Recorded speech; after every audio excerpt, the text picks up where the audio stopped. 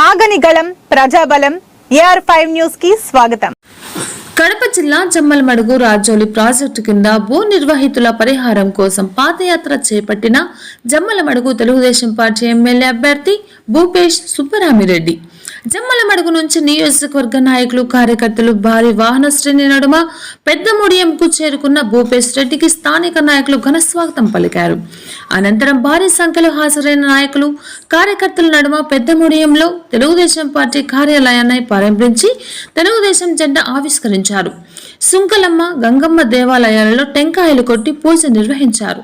పెద్దముడియం గ్రామంలో తెలుగుదేశం పార్టీ జెండా ఆవిష్కరణ చేసి పాదయాత్రను మొదలుపెట్టి పాలూరు, చిన్నముడియం, గర్షలూరు గ్రామాల మీదుగా సాగించి నెమల్లదిన్నె గ్రామంలో బహిరంగ సభలో ఆయన ప్రసంగిస్తూ రాజోలి ప్రాజెక్ట్ భూ నిర్వాహితులకు ఇప్పుడున్న ఈ వైసీపీ ప్రభుత్వం పట్టించుకోకుండా అన్యాయం చేస్తుందని, అంతేకాకుండా ప్రశ్నించిన రైతులను సైతం దుష్ప్రచారాడుతూ దాడులు చేస్తున్నారని విమర్శించారు.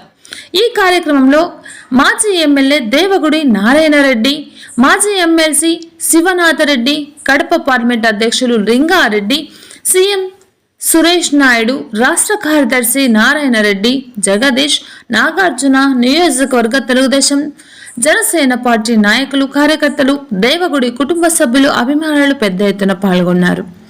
కడప అన్నమయ్య జిల్లాల ఇన్ఛార్జ్ హృదయనాథ్, AR5 కడప జిల్లా staff reporter M Ramachandraiah, reporter గురుస్వామి.